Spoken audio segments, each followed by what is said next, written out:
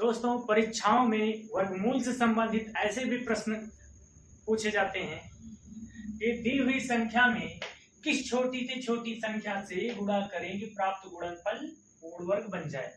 जब कहेगा दी हुई संख्या में कौन सी छोटी छोटी संख्या जोड़ दें या कौन सी छोटी छोटी संख्या घटा दें कि संख्या पूर्ण वर्ग हो जाए, तो ये दोनों भाग विधि के नियम से लगते हैं। भाग विधि से वर्गमूल निकालने की प्रक्रिया को हम संपन्न करेंगे और जो शेषफल आएगा उसी को घटाने पर पूर्ण वर्ग संख्या बन जाती है। और अंत में अगर एक अधिक बार ले जाकर अंतर निकालते हैं तो जो शेषफल आएगा उसको जोड़ने पर पूर्ण वर्ग संख्या बन जाती है। लेकिन जब कहेगा दी हुई संख्या में किस छोटी छोटी संख्या से गुणा करें कि प्राप्त गुणनफल पूर्ण वर्ग हो जाए, तो गुणा करने की बात कहे या फिर भाग करने की बात कहे, किस छोटी छोटी संख्या से भाग करेगी भागफल पूर्ण वर्ग बन जाए, तो ये हम गुणनखंड विधि द्वारा लगाएंगे। गुणनखंड विधि से इसका गुणनखंड करेंगे दी हुई संख्या का, और उसके बाद गुणनखंड करने के बाद गुणनखंडों का जोड़ा बनाएंगे, और जिसका जोड़ा नहीं बनेगा वही ऐसी छोटी छोटी संख्या होगी जिससे गुणा करने पर दी हुई संख्या पूर्ण वर्ग बन जाएगी, अथवा वही छोटी छोटी संख्या होगी जिससे भाग करने पर संख्या पूर्ण वर्ग संख्या बन जाएगी। तो यहां पर गुणा करके कहा है किस छोटी छोटी संख्या से गुणा करें कि प्राप्त गुणनफल पूर्ण वर्ग बन जाए। तो गुणा करके जब पूर्ण वर्ग बनाना है तो दी हुई संख्या का गुणनखंड करते हैं।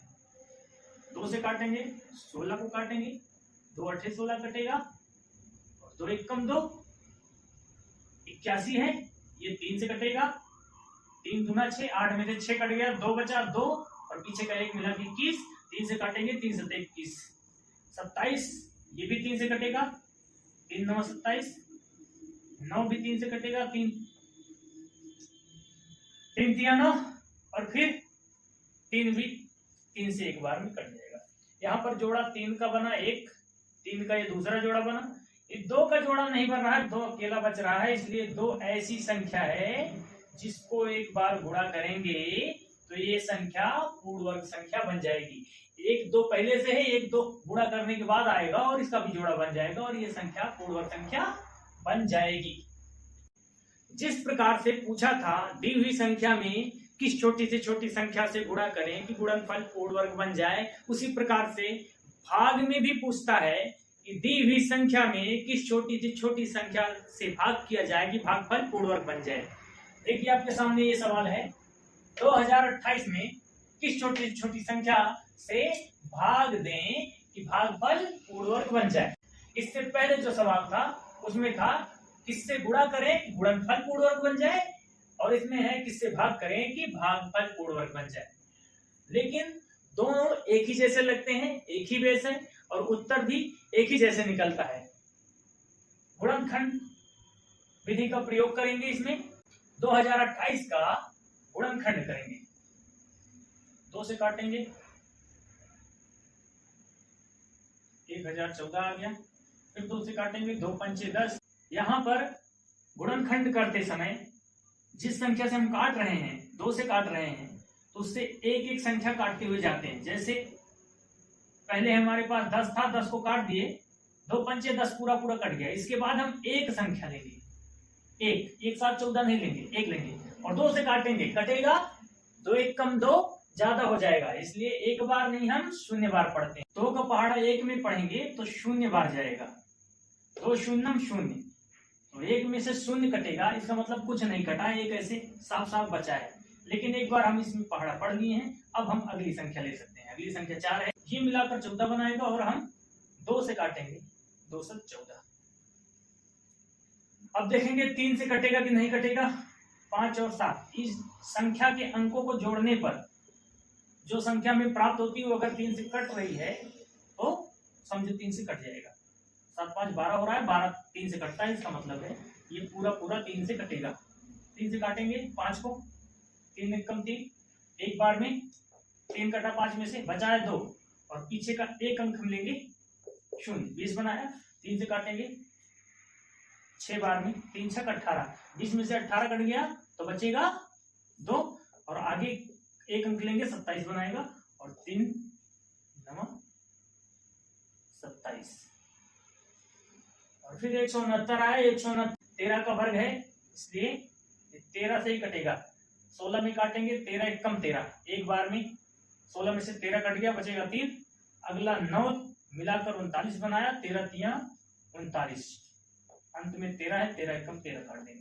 यहाँ पर जोड़ा 2 का 1 बनेगा, 1 13 का बनेगा, 3 अकेला है अतः 3 ऐसी छोटी छोटी संख्या है जिससे भाग करेंगे तो दी हुई संख्या 2028 का भागफल पूर्ण वर्ग बन जाएगा।